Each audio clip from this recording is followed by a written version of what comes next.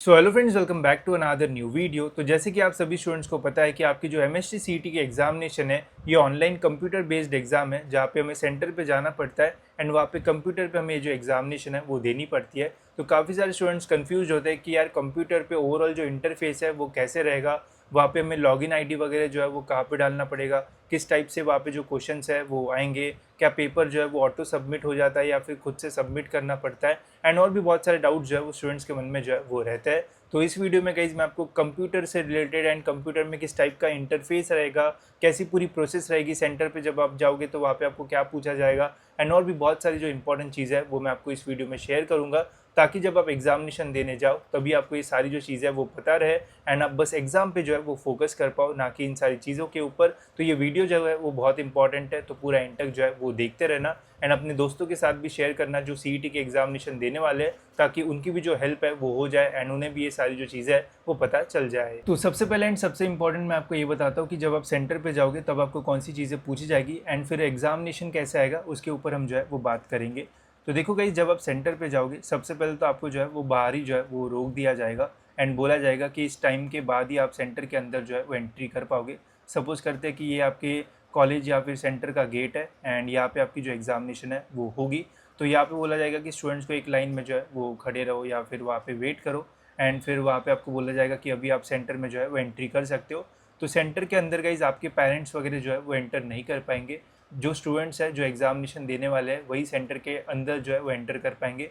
बाकी पेरेंट्स वगैरह के लिए जो है वो बाहर जो है उन्हें खड़ा रहना पड़ेगा। या फिर अगर बहुत ही बड़ा आपका सेंटर या फिर बहुत ही बड़ी कॉलेज में आपको सेंटर मिला है तो फिर आपके पेरेंट्स को कॉलेज के अंदर एंट्री मिलेगी, बट जहाँ पे एग्जामिनेशन रहेगी वहाँ पे उन्हें जो है वो वेट करने जो है वो नहीं दिया जाएगा। ठीक है, तो एंट्री उन्हें ही मिलती है जिनके पास एडमिट कार्ड रहता है। तो यहाँ पे एंट्री गेट पे सबसे पहले देखा जाएगा कि आपके पास एडमिट कार्ड है या फिर नहीं। एडमिट कार्ड पे अपना वहाँ पे फ़ोटो वगैरह लगा है वो देखा जाएगा, साथ ही में आपका एक वैलिड आईडी प्रूफ, आधार कार्ड या फिर पैन कार्ड जो भी आप ओरिजिनल लेके जाओगे वो आपका वहाँ पे जो है वो चेक किया जाएगा। ठीक है, फिर इसके बाद गाइज आपको गेट से एंट्री मिल जाएगी एंड आप फिर कॉलेज की ओर जो है वो बढ़ोगे, जहाँ पे आपकी जो एग्जामिनेशन है वो कंडक्ट की जाएगी। सपोज़ करते कि इस रूम में आपकी जो एग्जामिनेशन है वो होगी, तो यहाँ पे इस रूम के आगे गाइज कुछ टीचर्स या फिर जो इन्विजिलेटर्स है वो खड़े रहेंगे। तो यहाँ पे वन बाय वन स्टूडेंट्स को जो है वो जाना पड़ता है।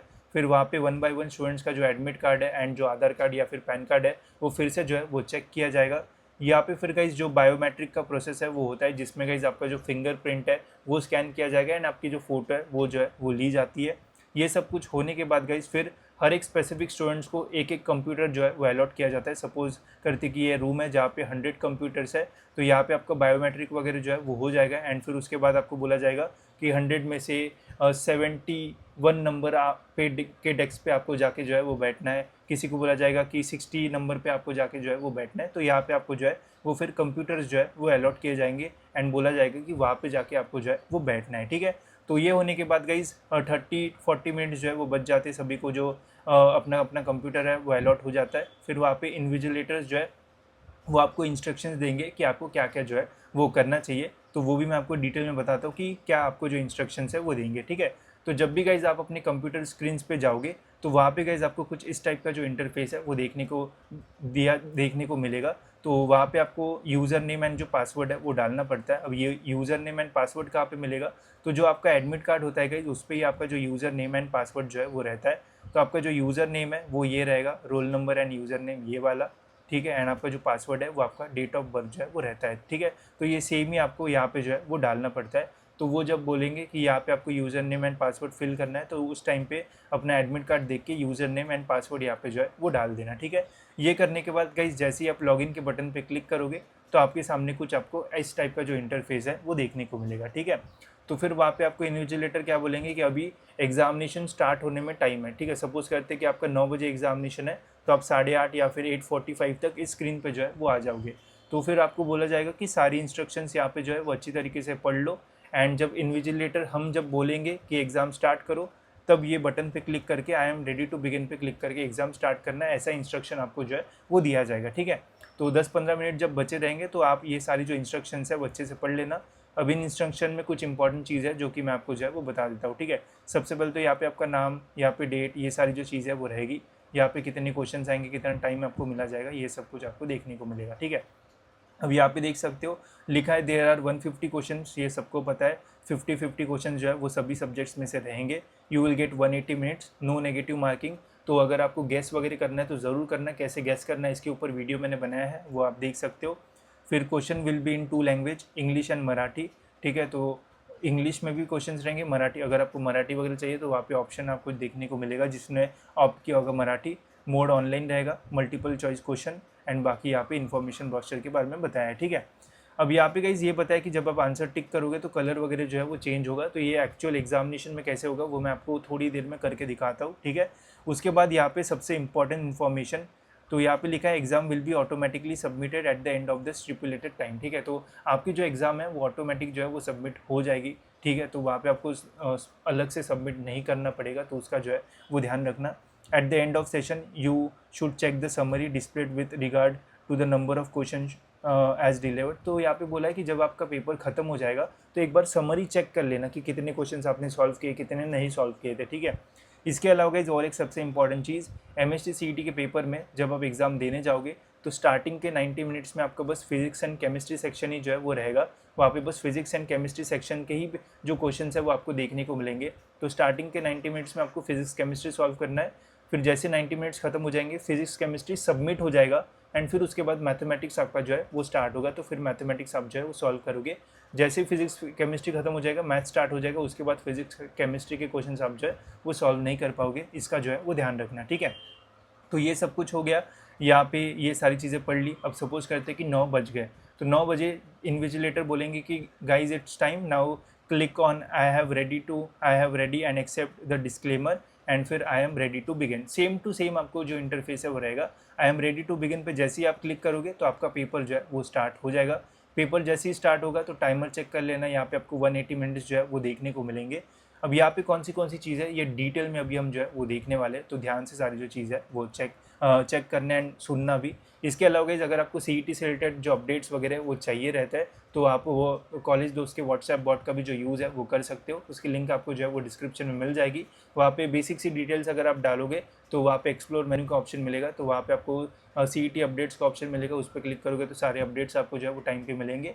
इसके अलावा अगर आपको स्टडी मटेरियल वगैरह डाउनलोड करना है तो वो भी आप वहाँ से डाउनलोड कर सकते हो एंड फार्मूला बुक्स वगैरह भी मिल जाएगी, तो वहाँ पे उसका यूज़ जो है वो कर सकते हो। तो लिंक डिस्क्रिप्शन में, वहाँ से आप कॉलेज दोस्त के व्हाट्सएप बॉट का जो यूज़ है वो कर सकते हो, ठीक है। तो चलिए अब देखते हैं कि आपका एग्जाम का इंटरफेस कैसे रहेगा।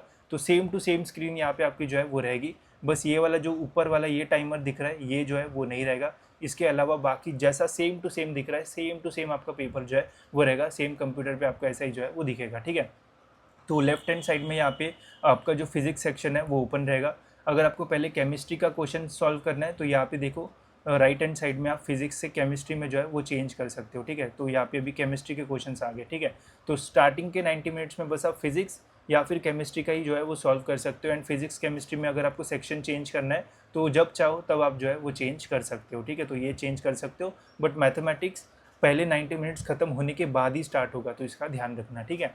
तो फिजिक्स के क्वेश्चंस या फिर केमिस्ट्री जो भी आपको सॉल्व करना है तो यहाँ पे आप सेक्शन चेंज कर सकते हो।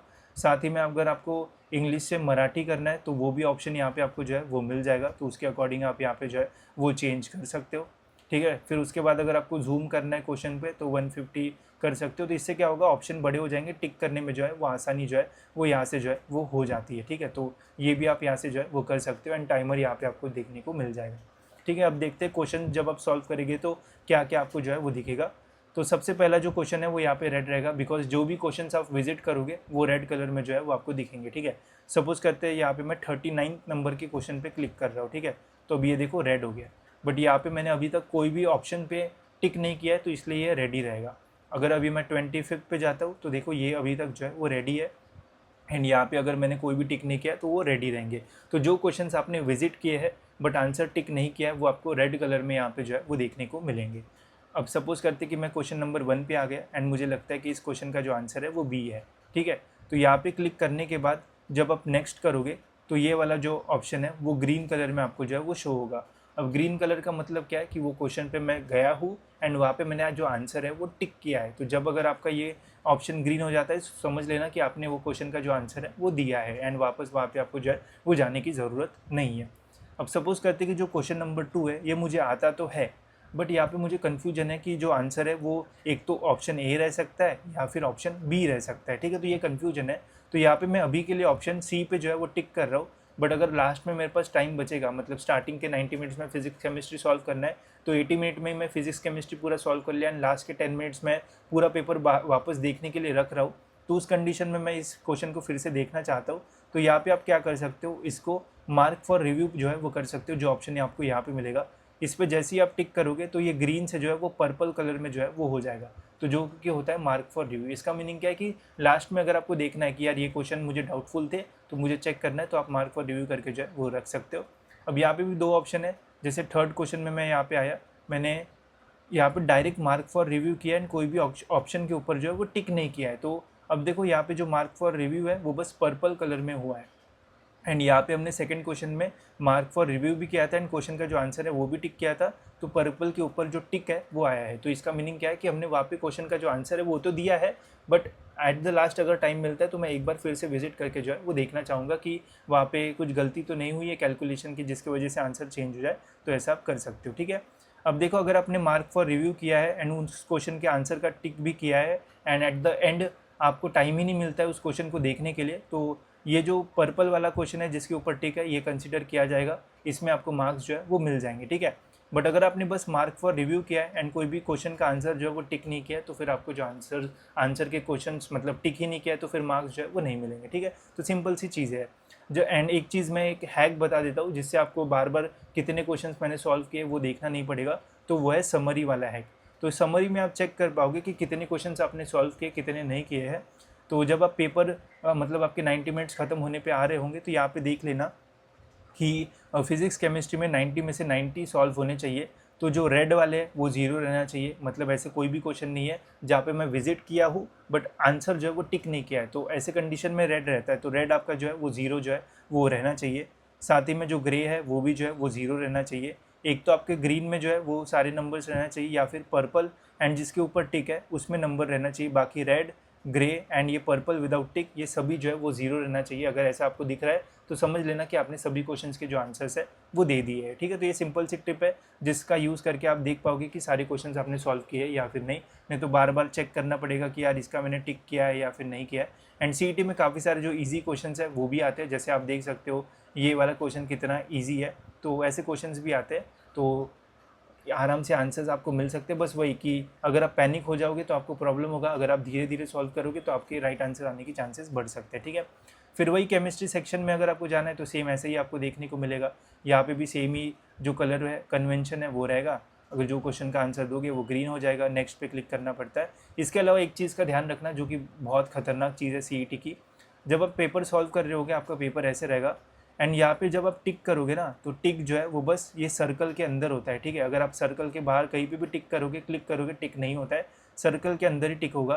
तो आखिरी जब आपके 90 मिनट्स खत्म होने पे आ रहे होंगे एंड आपको 20 क्वेश्चन रैंडमली तुक्के मारना है, तो उस टाइम पे आपके प्रॉब्लम हो सकते हैं, आपको टिक करने में प्रॉब्लम आएगा एंड टिक करने के बाद नेक्स्ट पे भी क्लिक करना है, तभी आपका जो आंसर है वो कंसीडर जो है वो किया जाता है।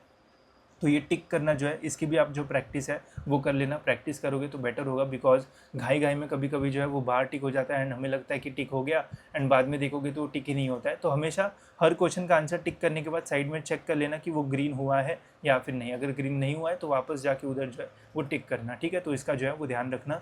तो जैसे ही गाइस 90 मिनट्स खत्म हो जाएंगे तो फिजिक्स केमिस्ट्री हमारा जो है वो सबमिट हो जाएगा एंड फिर उसके बाद हमारा जो मैथमेटिक्स का सेक्शन है वो स्टार्ट होगा, जहाँ पे हमें मैथमेटिक्स के जो क्वेश्चन है वो देखने को मिलेंगे। एंड जैसे मैथ स्टार्ट हो गया तो उसके बाद आप फिजिक्स केमिस्ट्री के जो क्वेश्चन है वो सॉल्व नहीं कर पाओगे। तो ऐसा मत सोचना कि मेरे पास 180 मिनट्स है तो स्टार्टिंग में मैं फिजिक्स केमिस्ट्री सॉल्व करता हूँ, जो बचे हुए क्वेश्चन है वो मैं 150 मिनट खत्म होने के बाद सॉल्व करूँगा, ऐसा नहीं है। स्टार्टिंग के 90 मिनट्स में फिजिक्स केमिस्ट्री पूरा सॉल्व करना, पूरा, ठीक है। तुक्के भी मारना है तो पूरा सॉल्व करना, क्योंकि एक बार 90 मिनट्स खत्म हो जाएंगे फिजिक्स केमिस्ट्री लॉक हो जाएगा, सबमिट हो जाएगा, उसके बाद आप उसके कोई भी क्वेश्चन जो है वो सॉल्व नहीं कर पाओगे, ठीक है। तो इसका ध्यान रखना। बाकी अगर आपको इसकी प्रैक्टिस करना है तो हमने हमारे मॉक टेस्ट में सेम ही जो इंटरफेस है रखा है, वहाँ पे भी हमने सेक्शन टाइमर जो है वो लगाया कि 90 मिनट्स में आप फिजिक्स केमिस्ट्री सॉल्व कर पाओगे, फिर मैथ सॉल्व कर पाओगे। तो अगर आपको वैसी प्रैक्टिस करना है तो आप हमारे मॉक टेस्ट जो है वो ले सकते हो। उसकी लिंक आपको जो है वो डिस्क्रिप्शन में मिल जाएगी। साथ ही में हमने उसका जो प्राइस है वो भी कम कर दिया है ताकि मैक्सिमम स्टूडेंट्स मॉक टेस्ट जो है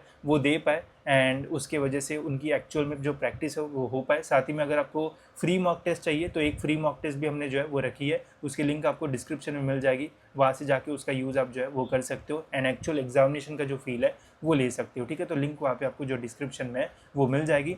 तो कुछ इस टाइप का आपका जो इंटरफेस है वो रहेगा। साथ ही में पेपर जो है वो ऑटो सबमिट होता है, तो सबमिट का वगैरह जो है वो टेंशन लेने की जो है वो ज़रूरत नहीं है। इसके अलावा और चीज़ कि जब आप पेपर देने जाओगे तो आपको माउस से ही सारी जो चीज़ है वो करना है, कीबोर्ड पे ज़्यादा कुछ जो है वो मत करना। बस लॉगिन आईडी और पासवर्ड डालने के लिए कीबोर्ड का जो यूज़ है वो करना। बाकी जब आप पेपर दोगे बस माउस का ही यूज़ करना, नहीं तो प्रॉब्लम जो है वो होता है कीबोर्ड में गलती से कोई बटन दबा दी तो जो पेपर है वो फ्रीज़ वगैरह होने के चांसेस रहते हैं। तो माउस का ही यूज़ करना एंड माउस का यूज़ करके ही पेपर देना, तो आपको कोई भी जो प्रॉब्लम है वो नहीं आएगा। बाकी guys all the best for your examination. कौन सा सेंटर आपको मिला है आप मुझे कमेंट सेक्शन में बता देना। मैं ट्राई करूँगा कि आपके सेंटर में जो है वो विजिट करके आपकी जो रिएक्शंस है वो ले पाऊँ एंड बता पाऊँ कि किस टाइप का जो पेपर है वो इस साल जो है वो आया था। तो होप सो गाइज ये वीडियो आपको जो है वो इन्फॉर्मेटिव लगा होगा एंड ऐसे वीडियोज़ के लिए गाइज चैनल को सब्सक्राइब जरूर से कर देना ताकि आपको टाइम पे ऐसी जो इन्फॉर्मेशन है वो मिलती रहे।